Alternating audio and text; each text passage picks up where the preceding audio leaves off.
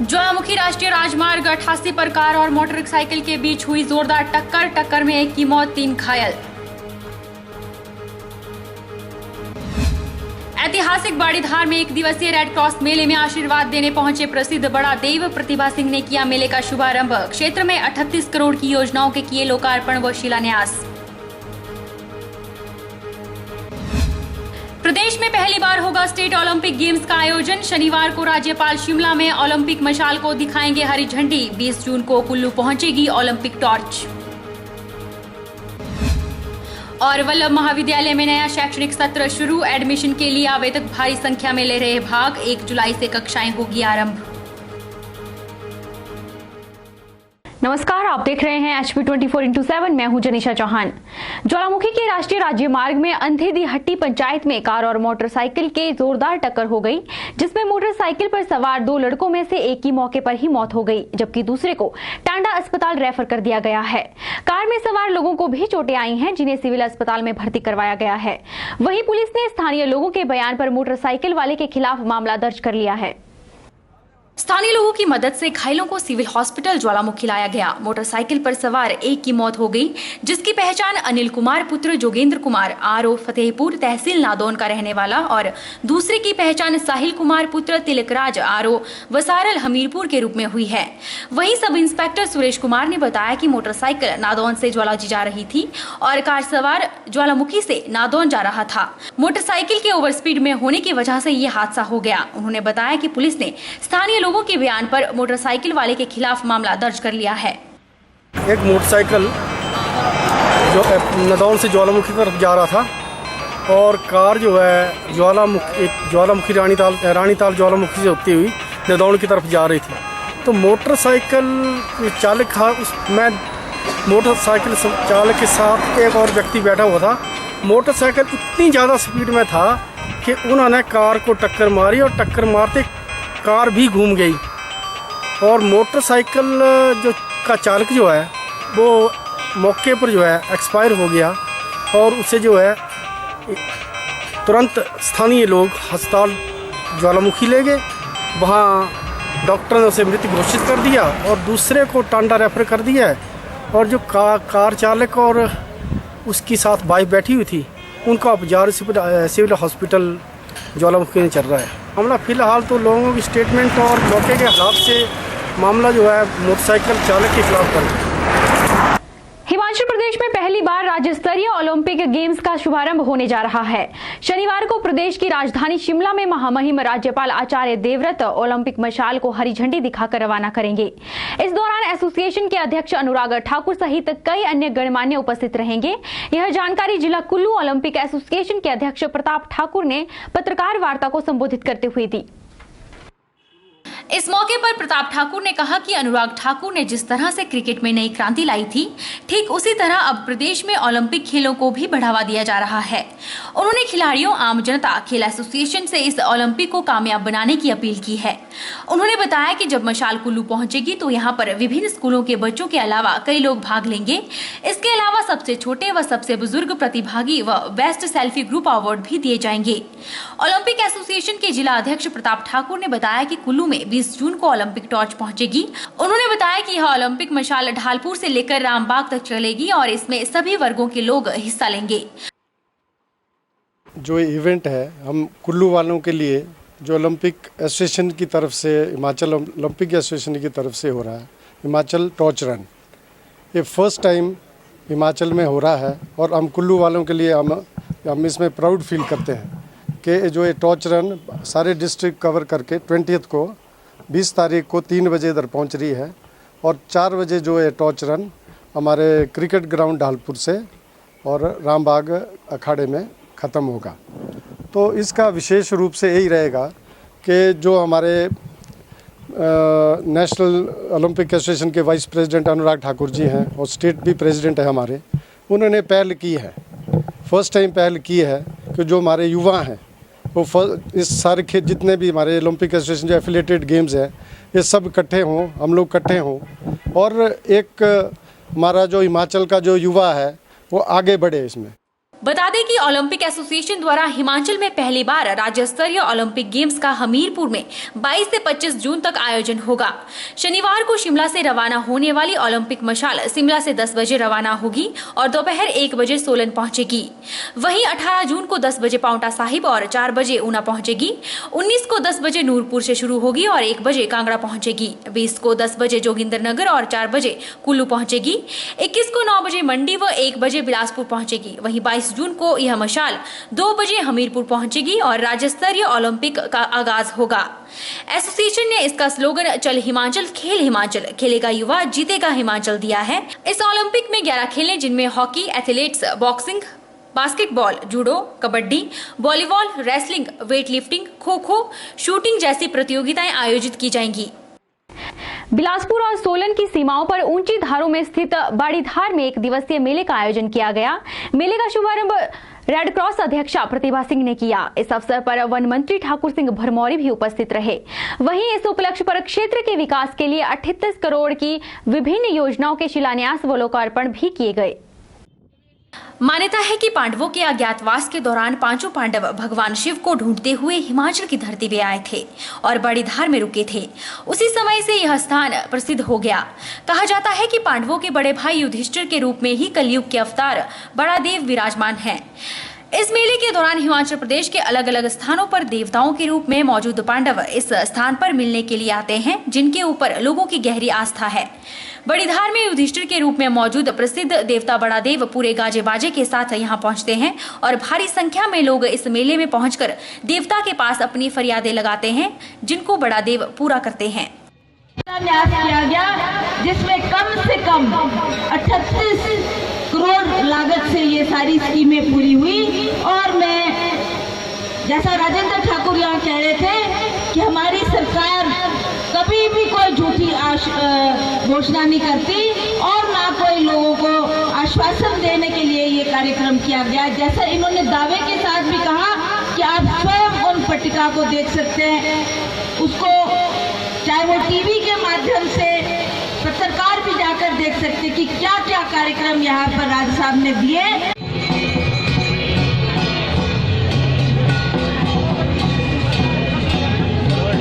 कांग्रेस के सुंदरनगर संगठनात्मक जिला के उपाध्यक्ष एवं पंचायती राज संगठन के राज्य महामंत्री लाल सिंह कौशल ने नाचन विधानसभा क्षेत्र से आगामी चुनाव लड़ने का ऐलान किया है।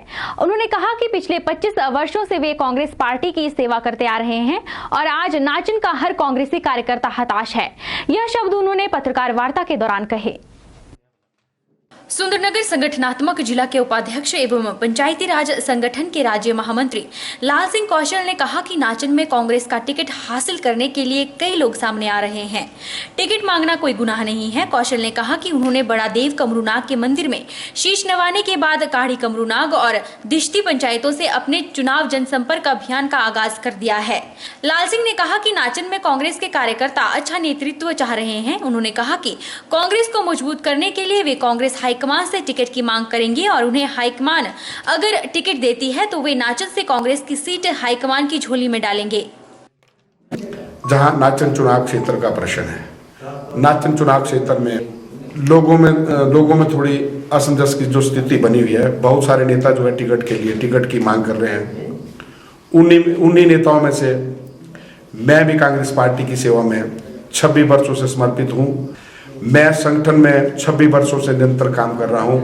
मैंने यूथ कांग्रेस का प्रधान, जिला का उपाध्यक्ष, जिला का महामंत्री, आज मैं हिमाचल प्रदेश पंचायती राज संगठन का हिमाचल प्रदेश का महामंत्री हूं और जिला सुंदरनगर का मैं पार्टी का उपाध्यक्ष हूं। इस दौरान उन्होंने विधायक विनोद कुमार पर जमकर निशाना साधा। उन्होंने कहा कि विधायक पर ऐच्छिक निधि गलत आवंटन का आरोप लगाया गया है। कौशल ने कहा कि विधायक विनोद कुमार जनता के समक्ष अपना स्पष्टीकरण देने में असफल हुए हैं। उन्होंने कहा कि विधायक को सच्चाई बतानी होगी, अन्यथा नैतिकता के आधार पर वे अपने पद से इस्तीफा दें।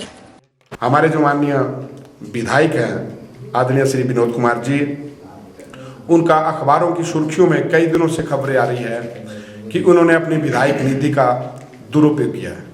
मैं आदरणीय विनोद कुमार जी से पूछना चाहता हूं कि आपने जो अपनी ऐच्छिक नीति का दुरुपयोग किया है, आप उसकी सफाई क्यों नहीं पब्लिक में देते हैं?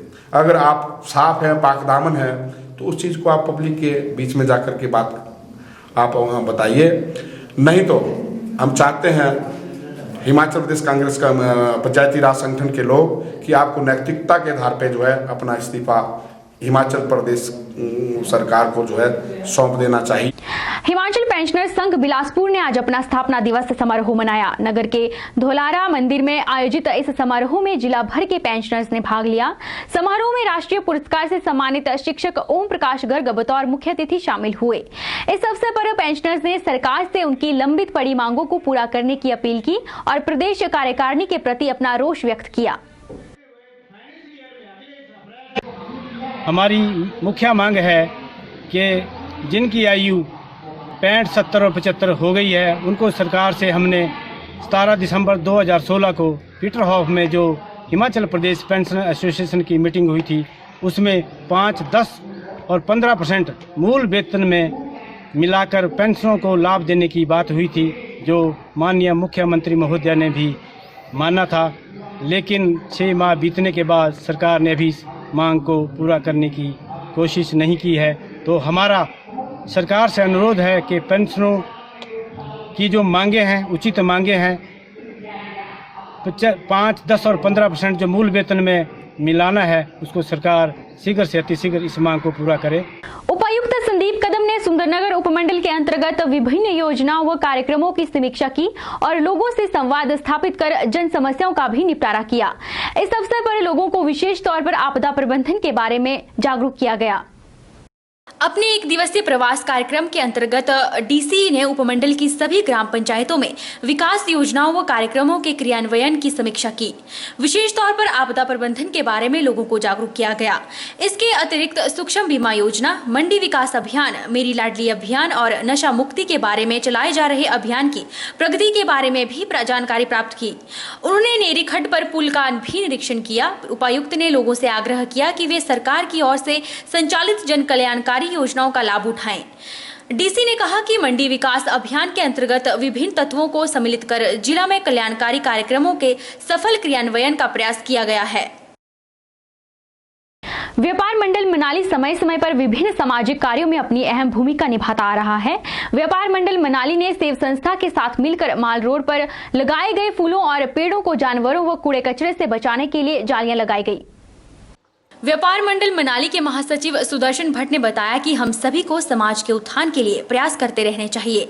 सेव संस्था के सचिव अजय कुमार ने इस सराहनीय कार्य के लिए व्यापार मंडल के सभी अधिकारियों का आभार जताया।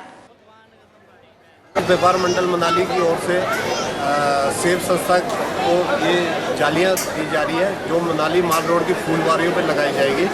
यहाँ पे जो सेव मनाली एक बेहतरीन कार्य कर रही है मनाली व इसके आसपास के इलाकों के लिए, तो व्यापार मंडल मनाली भी इनके साथ कंधे से कंधा मिलाकर अपना सहयोग दे रहे हैं।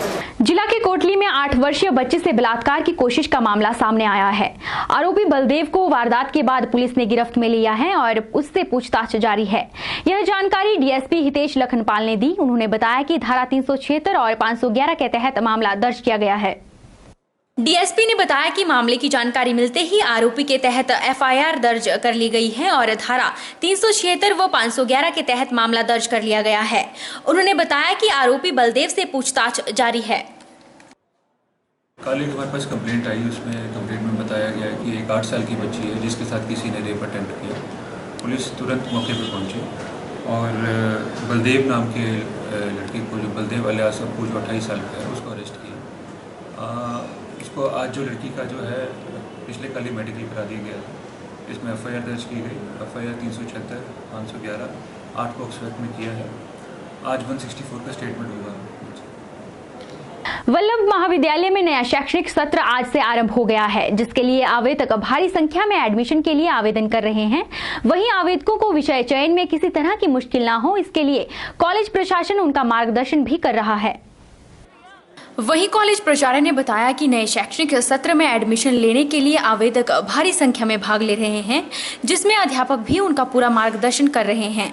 प्राचार्य ने बताया कि नए शैक्षणिक सत्र में 5 नए विषय शुरू किए गए हैं और आवेदकों को उन विषय के बारे में जानकारी दी जा रही है। दूर दूर से बच्चे भारी संख्या में सभी स्ट्रीम्स में यहाँ एडमिशन के लिए आ रहे हैं। उनके लिए काउंटर्स लगाए गए हैं और हमारी जो कमेटीज़ हैं वो सभी अपने अपने डिपार्टमेंट्स में सभी बैठ चुके हैं और छात्रों का मार्गदर्शन किया जा रहा है। हमारे इस बार 5 नए सब्जेक्ट इंट्रोड्यूस किए गए हैं जिनका स्टाफ ज्वाइन कर चुका है, और बी वॉक में 2 नए course retail management and tourism hospitality भी शुरू हो चुके हैं। तो छात्रों को नए कोर्सेज़ के बारे में भी बताया जा रहा है जो कि एकेडमिक होने के साथ साथ रोज़गार परक भी है। तो एम्प्लॉयबिलिटी के भी स्कोप है, इस पे इस बार जोर दिया जा रहा है। और छात्रों का मार्गदर्शन करने के लिए हमने एक अलग से स्क्वाड भी बनाया है। सीनियर टीचर्स उन्हें पूरा सहयोग कर रहे हैं और उन्हें टाइम टू टाइम गाइड भी कर रहे हैं कि कौन सा पेपर, कौन से ऑप्शंस उनको रखने चाहिए। इस अवसर पर उन्होंने बताया कि पहले सेमेस्टर के लिए ओपन एडमिशन ली जा रही हैं और नए विषयों के लिए लिमिटेड सीटें रखी गई हैं। सभी विषयों में स्टूडेंट्स जो हैं वो बराबर रूप से उनमें एडमिशन लें, और उसके बाद 2 दिन फीस के लिए दिए जाएंगे और 30 को एडमिशन प्रोसेस कंप्लीट हो जाएगा।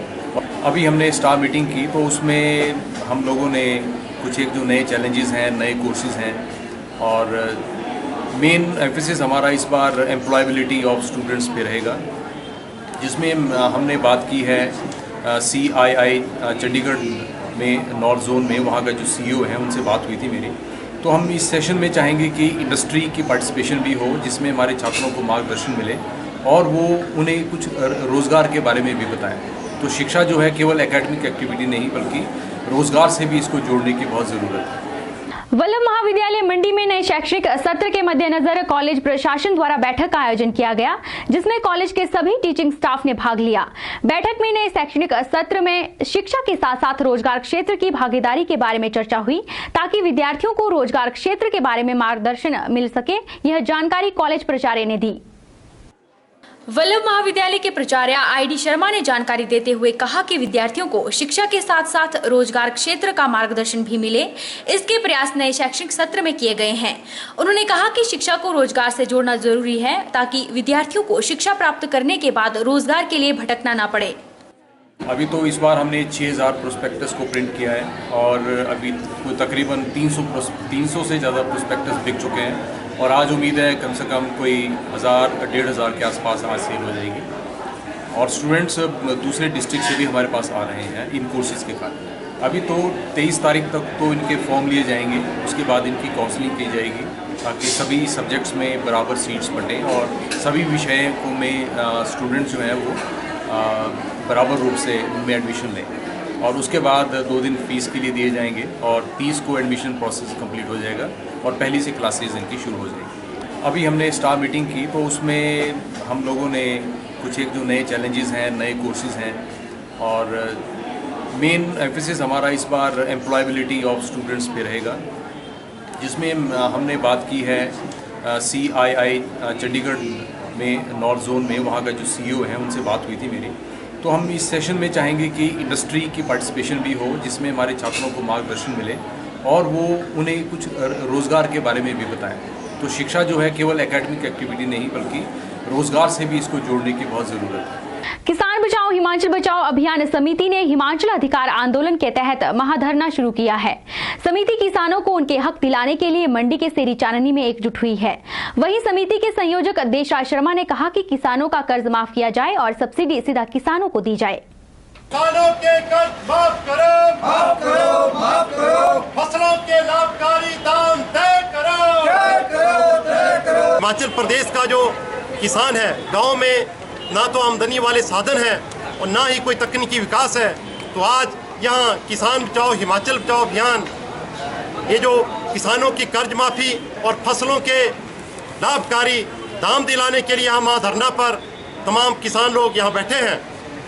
और इसी के साथ हम ये भी मांग कर रहे हैं कि किसानों को पेंशन दी जाए और उनको खाद, बीज और जो बिजली कंपनियों को जो सब्सिडी दी जाती है वो सब्सिडी वो सीधे किसानों को दी जाए। आनी में नया सवेरा सामाजिक संस्था की बैठक का आयोजन किया गया। बैठक में दर्जनों युवा सदस्यों ने भाग लिया। बैठक में नया सवेरा की कार्यकारिणी का गठन किया गया। कार्यकारिणी में अनु ठाकुर को सर्वसम्मति से संस्था की अध्यक्षा नियुक्त किया गया। और आने वाले समय में जो ये सामाजिक संस्था है, क्षेत्र में विभिन्न उद्देश्यों को, मुद्दों को लेकर जाएगी। जो हमारे उद्देश्य हैं, जिनको अचीव करने के लिए हमने इस संस्था का निर्माण किया है, वो इस तरह से रहेंगे। हम क्षेत्र में स्वच्छता, नशा निवारण, पर्यावरण को प्रदूषण मुक्त करना और समाज से भ्रष्टाचार को खत्म करना, इन सब मुद्दों को लेकर हम क्षेत्र में जाएंगे और इसके साथ साथ केंद्र व राज्य सरकारों द्वारा प्रायोजित जन कल्याणकारी कार्यक्रमों व विकास योजनाओं के प्रति लोगों को जागरूक करने के साथ साथ समाज के हर वर्ग तक इसका लाभ पहुंच सके। पांवटा साहिब गुरुद्वारा के दर्शन करने के बाद श्रद्धालु कुछ दूरी पर बने कृपाल शिला गुरुद्वारा साहिब के दर्शन करने जरूर पहुंचते हैं। खास बात यह है कि इस गुरुद्वारा कृपाशिला में हर जाति धर्म के लोग पहुंचते हैं। यहां पहुंचने वाले श्रद्धालु एक बड़ी शिला के सामने श्रद्धा से नतमस्तक होते हैं। वहीं इन दिनों लोग यहां दर्शन करने पहुंच रहे हैं। पांवटा साहिब गुरुद्वारा के दर्शन करने के बाद श्रद्धालु कुछ ही दूरी पर बने कृपाल शिला गुरुद्वारा साहिब के दर्शन करने जरूर पहुंचते हैं। खास बात यह है कि इस गुरुद्वारा कृपाल शिला में हर जाति धर्म के लोग पहुंचते हैं। यहां पहुंचने वाले श्रद्धालु एक बड़ी शिला के सामने श्रद्धा से नतमस्तक होते हैं।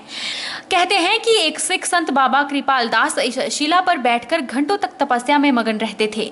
उन्होंने गुरु गोविंद सिंह में भंगानी में हुए प्रथम धर्म युद्ध में भी भाग लिया था। उनकी याद में आज यहाँ भव्य गुरुद्वारा साहिब का निर्माण किया गया है। गुरुद्वारा कृपाल शिला के एक खास बात यह है कि अन्य गुरुद्वारा की तरह यहाँ भी दिन रात लंगर की व्यवस्था की जाती है, लेकिन वर्षों से श्रद्धालुओं के लिए छोले पूरी, कढ़ी चावल, चटनी व मीठा प्रसाद परोसा जाता है। ये सिलसिला उस समय से चला आ रहा है जब गुरुद्वारा कृपाल शिला साहिब की आय भी अधिक नहीं हुआ करती थी। देश व दुनिया से यहाँ पहुँचने वाले श्रद्धालु यहाँ के विशेष लंगर के दीवाने हैं। वाहिगुरू जी का खालसा, वाहिगुरू जी की फतेह। ये पवित्र स्थान महंत कृपाल दास उदासी साधु उन्होंने की याद में बनया हुआ है। इस स्थान पर बैठ के महंत कृपाल दास जी ने बहुत लंबा समय तपस्या की, तब भी इन्ना लंबा समय किया कि उस शिला पर बैठे बैठे शिला ते चौंकड़े निशान पै गए सन। इस स्थान पर उन्होंने याद में तप स्थान बनया हुआ है। गुरु साहब जी ने पहली जो जंग लड़ी, उस जंग में भी गुरु साहब जी का महंत जी ने साथ दिता सीगा। उस याद में स्थान बनया है। बुलेटिन में इतना ही। आप देखते रहिए HP 24/7।